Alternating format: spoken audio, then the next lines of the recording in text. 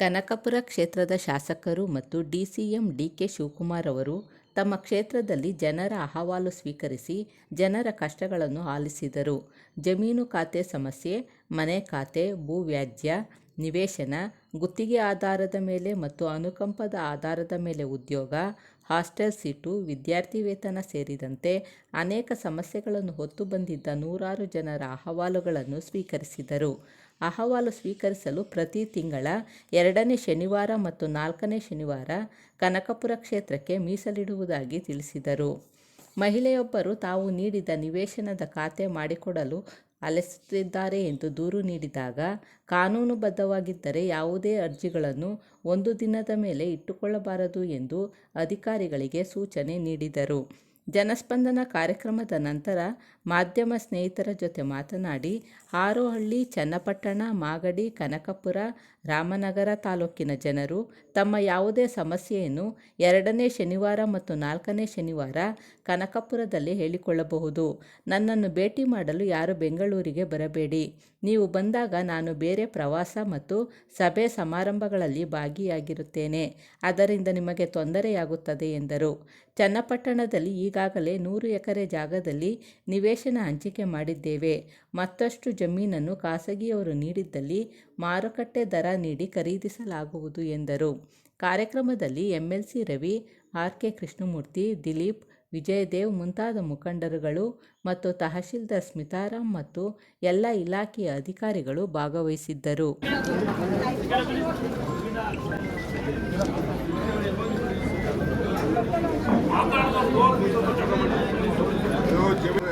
ಸುರೇಶ್ ಅವರನ್ನೇ ಈಗ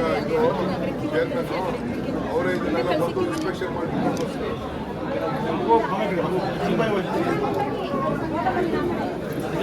ಜಮೀನು ಬಿಡಕ್ಕೆ ಹೋಗ್ಬೇಡ.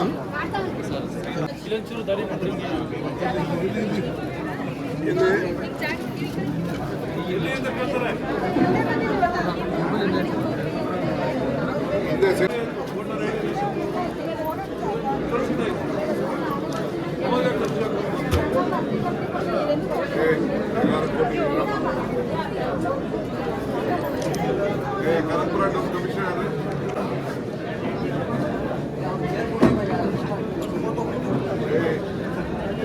ಆಫೀಸಲ್ಲಿ ಏನೇ ಖಾತೆ ಮಾಡಕ್ಕೆ ಈ ಖಾತೆ ಮಾಡಕ್ಕೆ ಏನು ಹಿಂಸೆ ಮಾಡ್ತಾ ಇದ್ದೀರಂತಲ್ಲ ಎಲ್ಲ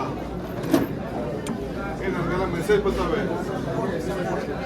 ಏನು ಮಾಡ್ತಾ ಇದ್ದೆ ಆಫೀಸಲ್ಲಿ ಜನ ಬೆಳಗ್ಗೆ ಸಾಯಂಕಾಲ ತಿರುಗಿಸ್ತಾ ಇದ್ದೀರಂತಲ್ಲ, ಏನು ಪೆಂಡಿಂಗ್ ಅಲ್ಲ ನನಗೆ ಗೊತ್ತಿದೆ. ನನಗೆ ಎಷ್ಟು ಜನ ಫೋನ್ ಮಾಡ್ತಾ ಇದ್ದಾರೆ, ಯಾರು ಆಫೀಸರ್ ಕೇಸ್ ವರ್ಕರ್ ಇದಕ್ಕೆಲ್ಲ ಒಂದು ದಿನ ಇಟ್ಕೊಳ್ಬಾರ್ದು. ಕಾನೂನು ಬದ್ಧವಾಗಿತ್ತು ಅಂತಂದ್ರೆ ನನಗೆ ಮೆಸೇಜ್ ಬರ್ತಾ ಇದೆ. ನನಗೆ ತೋರ್ಸೋ ಮೆಸೇಜ್ ನಾನು ನೋಡಿ ಇದೆಲ್ಲ ಲಿಸ್ಟ್ ಮಾಡ್ತಾ ಆಚೆ ಅದು ಜಾಗಕ್ಕೆ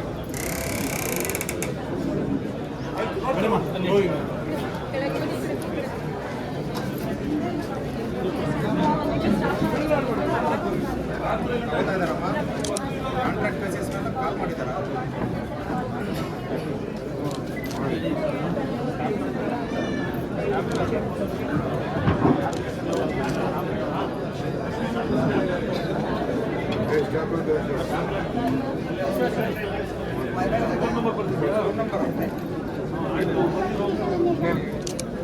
ಏನಮ್ಮ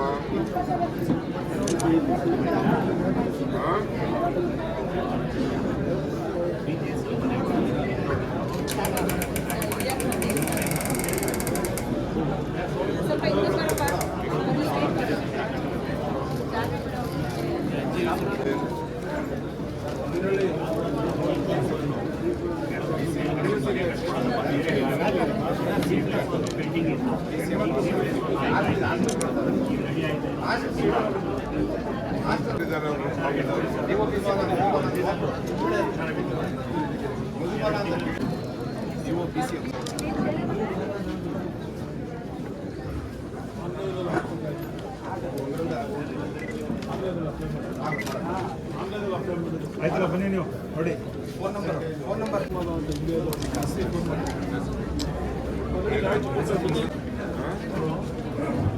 ಎಲ್ಲಿ ಮನೆ ಅರ್ಜಿ ಕೊಡ್ತೀವಿ, ಆಮೇಲೆ ಅರ್ಜಿ ಕಳಿಸ್ಕೊಡ್ತೀನಿ. ಅದು ಫಿಲಪ್ ಮಾಡಿ ಕೊಡಿ.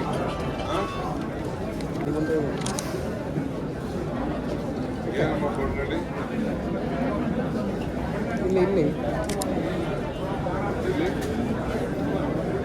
ಇಲ್ಲಿ ಇಲ್ಲಿ ಒಂದೇನೋ ನಡೀತು ನೋಡೋಣ ಹಿಂದೇನೇ ನಿಂತ್ಕೊಳ್ಳಿ.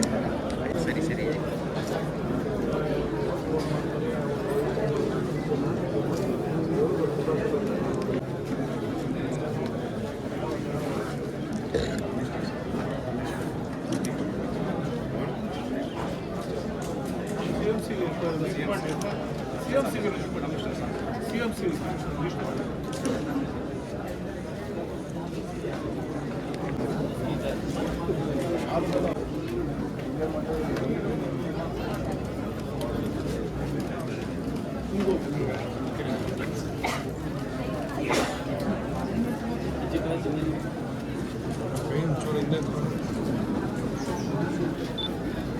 ಆಗಿದೆಯಲ್ಲಪ್ಪ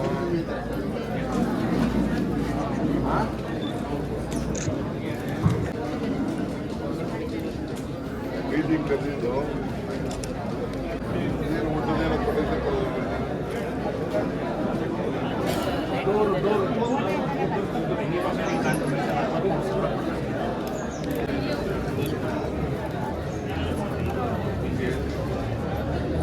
ಏನಮ್ಮ ಇದು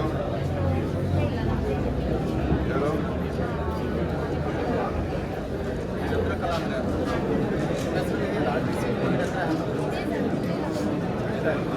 ಯಾರು ಯಾರು ಒತ್ತುವರಿ ಮಾಡ್ಕೊಂಡಿದ್ದಾರೆ?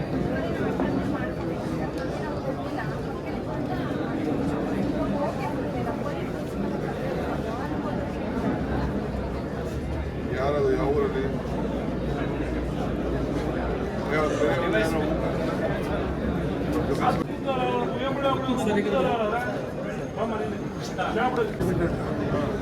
ಇವ್ರ ಹೆಸರಲ್ಲೇ ತಾಯಿ ತಂದೆ ಹೆಸರಲ್ಲಿ ಮಾಡಿಸ್ಕೊಂಡ್ರೆ ಹಿಂದೆ ಮಾರ್ಬಿಟ್ಟಿದ್ರೆ ಅಂತ ತಾಯಿನ ತಂದೆನೇ ಪೇಪರ್ ಮಾಡಿಕೊಡ್ಲಿಲ್ಲ. ಈಗ ಇವರು ಹೆಸರು ದಾಖಲೆ ಮಾಡ್ಕೊಂಡು ನಮ್ಮ ಜಮೀನು ಮುಗಿಯಿಂದ ಇವ್ರು ಕೇಳ್ತಾರೆ, ಅವಾಗ ನಾವು ತೊಗೊಂಡಿದ್ದು ಬಿಡಲ್ಲ ಅಂತ ಅವ್ರು ಇವ್ರು ಅಂತಂದಿಲ್ಲ. ಬಾಯಿ ಮಾತಲ್ಲಿ ಕ್ರಯ ಇವ್ರು ಹಿಂದೆ ಬಾಯಿ ಮಾತಲ್ಲಿ ಕ್ರಯ ಆಗಿದೆ. ಇವ್ರಿಗೆ ಖಾತೆ ಇವ್ರ ಹೆಸರು ತಂದೆ ಹೆಸರು ಇವ್ರ ಖಾತೆ ಚೇಂಜ್ ಮಾಡಿಸ್ಕೊಂಡಿದ್ದಾರೆ. ಪೊಸೆಷನ್ ಅಂತ ಬೇರೆ ಇದೆ. ಇವರು ಮಾರ್ಬಿಟ್ಟಿದ್ರೆ ಅಂತ ಹೇಳಿ ಪೇಪರ್ ಮಾಡಿಸ್ಕೊಳ್ಳಿಲ್ಲ ಅವರು. ಈಗ ಇವ್ರು ರೆಕಾರ್ಡ್ಸ್ ಅನ್ಬೋದಿಲ್ಲ ಅವರವರೇ ಪೇಪರ್ ಎಲ್ಲ ತರ್ತೇವೆ. ಊರಿನ ನ್ಯಾಯ ಪಂಚಾಯತ್ ಎಲ್ಲಿದೆಯಮ್ಮ ಇದು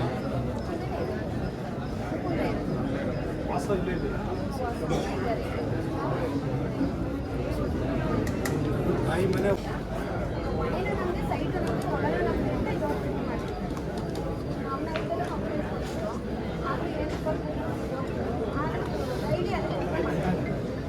ಯಾರು ಇವ್ರು ಅಂತಂದಿರ ಒಂದೇ ಮನೆ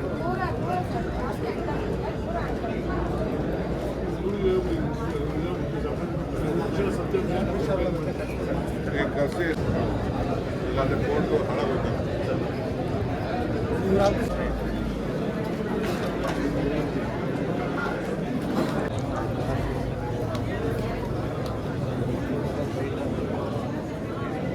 ಜಿಲ್ಲಾ ಕಟ್ಕೊಳ್ಳ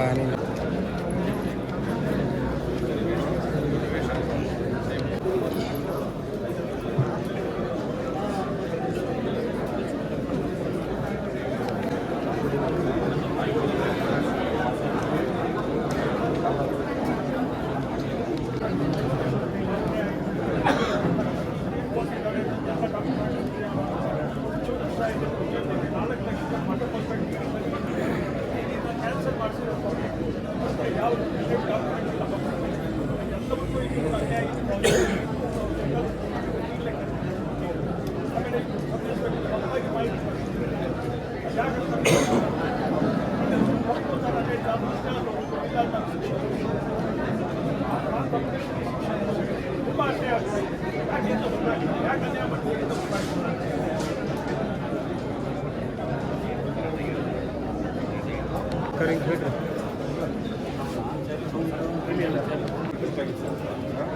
ನ್ಯಾಚುರಲ್ ಡೆತ್ ಅಂತ ಕಸಿನ್ ಸಿಸ್ಟರ್ಸ್ ಸ್ಟೆಪ್ ಸಿಸ್ಟರ್ಸ್ ಅವ್ರು ತಿರುಗಿತ್ತು ಸರ್. ಅದರಲ್ಲಿ ಇದರಲ್ಲಿ ಇವರು ಆ್ಯಕ್ಚುಲಿ ಕಪ್ಪಟ್ಟು ಇನ್ನೊಬ್ಬ ಬಟ್ ಅವ್ರು ಮನೆಯಲ್ಲಿ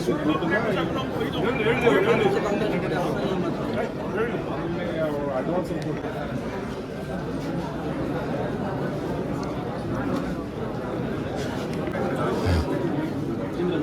ಅವರೆಲ್ಲ ಬರೀ ಒಂದೊಂದು ನಿಮಿಷ ಸೈಟು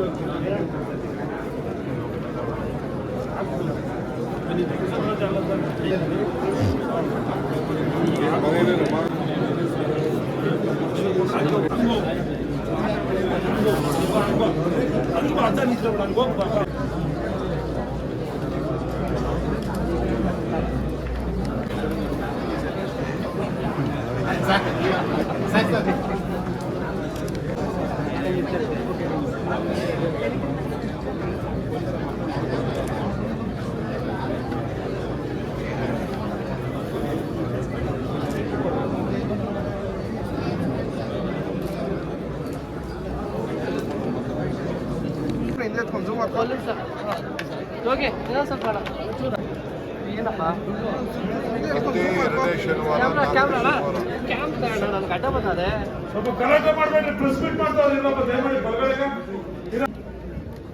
ನಾನು ಪ್ರತಿ ಶನಿವಾರ ಎರಡನೇ ಶನಿವಾರ ಹಾಗೂ ನಾಲ್ಕನೇ ಶನಿವಾರ ಕನಕಪುರಕ್ಕೆ ಬಂದು ಭೇಟಿ ಮಾಡ್ತೀನಿ.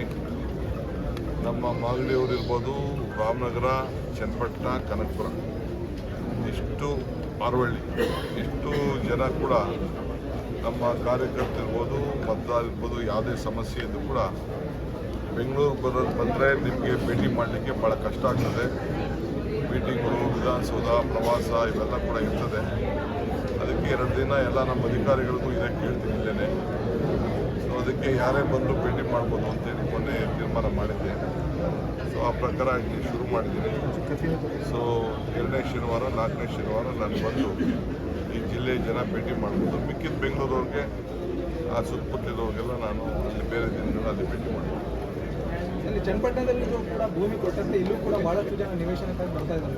ಯಾವ ರೀತಿ ಪ್ರಾವಧಾನ ಏನಾದರೂ ಇದೆ ಸರ್? ಚನ್ನಪಟ್ಟಣ ಇಲ್ಲಿ ನಾನು ಆಲೆ ಕೊಟ್ಟಿದ್ದೀನಿ, 100 ಎಕರೆ ಕೊಟ್ಟಿದ್ದೀನಿ. 100 ಎಕರೆ ಅಷ್ಟು ಬಡವರಿಗೆ ಕನಕಪುರದಲ್ಲಿ ಸೈಟ್ ಹಂಚಿದ್ದೀನಿ. ರಾಮನಗರದಲ್ಲೂ ಹಂಚಲಿಕ್ಕೆ ಈಗಾಗಲೇ ಜಮೀನನ್ನು ತಯಾರು ಮಾಡ್ತಾ ಇದ್ದೀನಿ. ಚನ್ನಪಟ್ಟಣದಲ್ಲೂ ಒಂದು ಒಟ್ಟು 100 ಎಕರೆ 112 ಎಕರೆ ಅಷ್ಟು ಈಗಾಗಲೇ ಕುಡಿಸಿದ್ದೀವಿ. ಎಲ್ಲ ಮಟ್ಟ ಎಲ್ಲ ನಡೀತಾ ಇದೆ. ಅಲ್ಲೂ ಕೂಡ ಸೈಲರ್ಗೆ ಸೈಟ್ ಹಂಚೀವಿ. ಇನ್ನೊಂದಷ್ಟು ಬೇಕಾದರೆ ಅಲ್ಲಿ ಖರೀದಿನೂ ಮಾಡೋಕ್ಕೆ ಹೇಳಿದ್ದೀನಿ. ಯಾರೇ ಆಗಲಿ ಮುಂದಕ್ಕೆ ಬಂದು ಯಾರು ಜಮೀನನ್ನು ಕೊಡೋರಿದ್ದರೆ ಮಾರ್ಕೆಟ್ ಬೆಲೆ ನಮ್ಮ ಗೈಡೆನ್ಸ್ ವ್ಯಾಲ್ಯೂ ಏನಿದೆ ಆ ಲೆಕ್ಕದಲ್ಲಿ ತೆಗೆದುಕೊಳ್ಳಿಕ್ಕೂ ಕೂಡ ನಾವು ಸಿದ್ಧವಾಗಿದ್ದೀವಿ. ಸರ್, ಈಗ ಮೈಸೂರಲ್ಲಿ ಮೂಢ ಹಗರಣ ವಿಚಾರವಾಗಿ ಈಗಾಗಲೇ ಸಮಾರಂಭ ಮಾಡಿದ್ದಾರೆ. ಬಡವರ ಆಸ್ತಿಯನ್ನು ಲೂಟಿ ಮಾಡಿರ್ತಕ್ಕಂಥ ಡಿ.ಕೆ. ಶಿವಕುಮಾರ್ಗೆ ನಾನು ನಾಗರಾವೆ ಅಂತ ಕುಮಾರಸ್ವಾಮಿ ಅವರು ಹೇಳ್ತಾರೆ ಸರ್. ಯಾವ ಬಡವನ ಆಸ್ತಿ ಅಂತ ಕರ್ಕೊಬಂದು ಅವನ ಆಸ್ತಿ ಕಳ್ಕೊಂಡಿರೋರನ್ನ ಕರ್ಕೊಬಂದು ನಿಲ್ಲಿಸ್ಬಿಟ್ರೆ ಭಾಳ ಒಳ್ಳೆಯದು. ಯಾರು ಬಡವರ ಆಸ್ತಿನ ಯಾವ್ದಾದ್ರು ತೊಗೊಂಡಿರೋದು, ನಾವು ಯಾರಿಗಾರು ತೊಂದರೆ ಕೊಟ್ಟಿರೋದು, ಯಾವ್ದಾದ್ರು ಇದು ಅಂದರೆ ನನ್ನ ಜೈಮಾನದಲ್ಲಿಲ್ಲ. ಯೋಗೇಶ್ ಅವರು ಏನು ಬೇಕೋ ಈಗಾಗಲೇ ತಿಳಿಸಿದ್ದಾರೆ. ಯೋಗೇಶೇ ಅದಕ್ಕೆ ಉತ್ತರ ಕೊಡ್ತಾರೆ. ಕುಮಾರಣ್ಣ ಅವ್ರ ಮೇಲೆ ಕಣ್ಣು ಹಾಕಿದ್ರೆ ಸರ್ವನಾಶ ಆಗೋದು ಗ್ಯಾರಂಟಿ ಅಂತ ಆಮೇಲೆ ಕಣ್ಣು ಹಾಕಿದ್ರು ಅದೇ ಪ್ರಾಬ್ಲಮ್ ಅಲ್ಲ. ಡಿ.ಕೆ. ಶಿವಕುಮಾರ್ಗೆ ರಾಜಕೀಯವಾಗಿ ಜನ್ಮ ಕೊಟ್ಟಿದ್ದು ಎಸ್ ಎಂ ಕೃಷ್ಣ ಅವರು, ಅವರ ಅಳಿಯ ಸಿದ್ಧಾರ್ಥ ಅವರ ಸಾವಿಗೆ ಕಾರಣ ಯಾರು ಅನ್ನೋದು ಕೂಡ ಒಂದು ಪ್ರಶ್ನೆ ಮಾಡ್ತಾರೆ. ಆಸ್ಪತ್ರೆಗೆ ಸೇರಿಸೋಣ. ಆಸ್ಪತ್ರೆ ಕುಮಾರಸ್ವಾಮಿಗೆ ಮೆಡಿಕಲ್ ಆಸ್ಪತ್ರೆಗೆ ಸೇರಿಸೋಣ. ಅವ್ರ ತಂದೆ ಮೇಲೆ 85ರಲ್ಲಿ ಅಸೆಂಬ್ಲಿ ನಿಂತಿಲ್ಲ. ಬಂಗಾರಪ್ಪನವ್ರ ಸಂಪುಟದಲ್ಲಿ ಮಂತ್ರಿ ಆಗಿದ್ದರು. ನಂದು ಎಸ್ ಎಂ ಕೃಷ್ಣ ಸಂಬಂಧ ಏನು ಅಂತ ಅವ್ರಿಗೇನು ಗೊತ್ತಿಲ್ಲ. ಮೆಂಟ್ಲಾಗಿದ್ದಾರೆ. ಒಂದು ಹಾಸ್ಪಿಟ್ಲಿಗೆ ಎನ್ಕ್ವೈರಿ ಮಾಡ್ಸೋಕ್ಕೆ ಸ್ವಲ್ಪ ಅವರ ಪಾರ್ಟಿಯವ್ರದ್ದು, ಅವ್ರ ಲೀಡ್ರದ್ದು, ಯಾರೋ ನಿರ್ದೇಶಕರು ಯಾರು ಇದ್ದಾರೆ ಹೇಳೋಣ. ರಾಜಕೀಯ ಬರೋಕ್ಕಿಂತ ಮುಂಚೆ ತಮಗೆ ಆಸ್ತಿ ಇರಲಿಲ್ಲ. ರಾಜಕೀಯ ಬಂದ ಮೇಲೆ ತಮಗೆಲ್ಲ ಆಸ್ತಿ ಬಂದಿರೋರು. ತಂದೆಯವರು ಇಂಜಿನಿಯರ್ ಆಗಿದ್ರು. ಹಾಗಾಗಿ ತಂದೆಯವರು ಏನಾಗಿದ್ರು ಅನ್ನೋ ಪ್ರಶ್ನೆ ಕೇಳ್ತಾರೆ. ನಾವು ಹೊಲ ಉಳ್ಕೊಂಡಿದ್ದಪ್ಪ, ಬಡವ್ರು ನಾವು. ಸುಮ್ಮನೆ ಸಣ್ಣ ಪಣ್ಣ ಒಂದು 50-100 ಎಕರೆ ಜಮೀನಿತ್ತು. ಬಡವ್ರು ನಾವಪ್ಪ. ಒಂದು ತಿಳ್ಕೊಳ್ಳಿ, FPS ಸ್ಕೂಲಲ್ಲಿ ಓದೋ ನಾನು ಬೆಂಗಳೂರಲ್ಲಿ ವಿದ್ಯಾಭ್ಯಾಸ ಮಾಡಿದೆ. ನನ್ನ ಇತಿಹಾಸ ಆಗಲೇ ಶುರುವಾಗಿದೆ. ಸರ್, ಈಗ ಪದೇ ಪದೇ ಈ ಜೈಲಿನ ವಿಚಾರಗಳು ಪ್ರಸ್ತಾಪ ಆಗುವಂಥದ್ದು, ಆ ರೀತಿ ಏನಾದರೂ ಮತ್ತೆ ಷಡ್ಯಂತ್ರ ಮಾಡ್ತಾ ಇದ್ದಾರೆ? ಯಾಕಂದ್ರೆ ನೀವು ಕೂಡ ಸಾಕಷ್ಟು ಬಾರಿ ಹೇಳ್ತಾ ಇದ್ರಿ ಆ ರೀತಿ ಸಂಚು ಮಾಡ್ತಾ ಇದ್ದಾರೆ ಅಂತ ಹೇಳಿ. ಮೊದಲಿಂದಲೂ ಕೂಡ ದೊಡ್ಡ ಸಂಚನ ನಡೆಸ್ಕೊಂಡು ಬಂದಿದ್ದಾರೆ. ಈಗೂ ಮಾಡ್ತಾ ಇದ್ದಾರೆ, ಹಿಂದೆನೂ ಹೇಳಿದ್ದಾರೆ. ಈಗೂ ಕೂಡ ಅವರು ಪಾಪ 10 ತಿಂಗಳಲ್ಲಿ ಸರ್ಕಾರ ತೆಗಿತೀವಿ, ಜೈಲಿಗೆ ಮಿಲಿಟರಿ ಬಂದು ಕರ್ಕೊಂಡು ಹೋಗ್ತಾರೆ ಅಂತ ಹೇಳಿದ್ದಾರೆ. ಹಿಂದೆ ನನ್ನ ತಮ್ಮನ್ನ, ನನ್ನ ತಂಗಿನ, ನನ್ನ ಹೆಂಡತಿನ ಎಲ್ಲರ ಮೇಲೂ ಕೇಸ್ ಹಾಕಿದ್ದೆಲ್ಲ ದಾಖಲೆಗಳಿದೆ. ನನ್ನ ಮೇಲೂ ಕೇಸ್ ಹಾಕಿದ್ದೆಲ್ಲ ದಾಖಲೆ ಇದೆ. ಅವೆಲ್ಲ ನಾನು ಮರೆತುಬಿಟ್ಟು ನಮ್ಮ ಪಕ್ಷ ಹೇಳ್ಕೊಂತ ಮಾತಾಡ್ತಾ ಇದ್ದಾರೆ. ಅದಕ್ಕೆ ಉತ್ತರ ಕೊಡಬೇಕು. ನಾನು ತಾಳ್ಮೆಯಿಂದ ಇದ್ದೆ. ಅದಕ್ಕೆಲ್ಲದಕ್ಕೂ ಒಂದು ಲಿಮಿಟೇಷನ್ ಇದೆ. ಸರ್, ಇವತ್ತು ನೀವು ನಿನ್ನೆ ಮಾತಾಡ್ತಾ ಹೇಳ್ತೀವಿ ಸಿದ್ದರಾಮಯ್ಯನಿಗೆ ನಾನು ಬಂಡೆ ರೀತಿ ಇರ್ತೀನಿ ಅಂತ. ಇದೇ ಕುಮಾರಸ್ವಾಮಿ ಇವತ್ತು ಹೇಳ್ತಾ ಇರೋದು, ನನಗೂ ಇದೇ ಮಾತನ್ನ ಹೇಳಿ ಹೇಳಿ ನನಗೂ ಮೋಸವನ್ನ ಮಾಡಿದ್ರು, ತಲೆ ಮೇಲೆ ಬಂಡೆ ತಾಕೋದು ಅಂತ ಹೇಳಿ. ಅದು ಏನು ಬಂಡೆ ಅಂತ ಹೇಳ್ಬೇಕಲ್ಲ. ಸಾರ್ವಜನಿಕರ ಅವ್ರ ಪಾರ್ಟಿ MLA ಗಳಿದ್ದಾರೆ, ಅವ್ರ ಜೊತೆಲಿದ್ದವ್ರಿಗೆ ಹೇಳ್ಬೇಕಲ್ಲ. ಏನು ಹೇಳ್ಬೇಕಲ್ಲ. ನಡೀರಿ ಸ್ವಲ್ಪ ನೀವು ಈ ಮಾತುಗಳೆಲ್ಲ ಕೇಳಿದ್ರೆ ಬೆಟರ್. ಅವ್ರಿಗೆ ಹಾಸ್ಪಿಟಲ್ಗೆ ಟ್ರೀಟ್ಮೆಂಟ್ ಕೊಡ್ಸೋದು ಬೆಟರ್. ಸರ್, ನೀವು ಬಿಚ್ಚಿಡ್ತೀನಿ ಅಂತೀರಿ ಸರ್. ಕುಮಾರಸ್ವಾಮಿ ಅವರು ಕೂಡ ಇವತ್ತು ನನ್ನ ಹತ್ರ ಸಾಕಷ್ಟು ದಾಖಲೆ ಇದೆ, ನಾನು ಬಿಚ್ಚಿಡ್ತೀನಿ ಅಂತ ಹೇಳ್ತಾರೆ. ಲೇಟ್ ಮಾಡಬೇಡ ಅಂತ ಹೇಳ್ತೀನಿ. ಸರ್, ವಿಪಕ್ಷದವರು ಪ್ರಶ್ನೆ ಮಾಡಿದ್ರೆ ಅಸೆಂಬ್ಲಿಯಿಂದ ಕದ್ದು ಓಡಾಕ್ತಾರೆ ರಣ ಎಡಿ CM ಅಂತ ಹೇಳ್ತಾರೆ ಸರ್ ವಿಜಯೇಂದ್ರ. ಅಸೆಂಬ್ಲಿಲಿ ಬಂದು ಮಾತಾಡೋದು.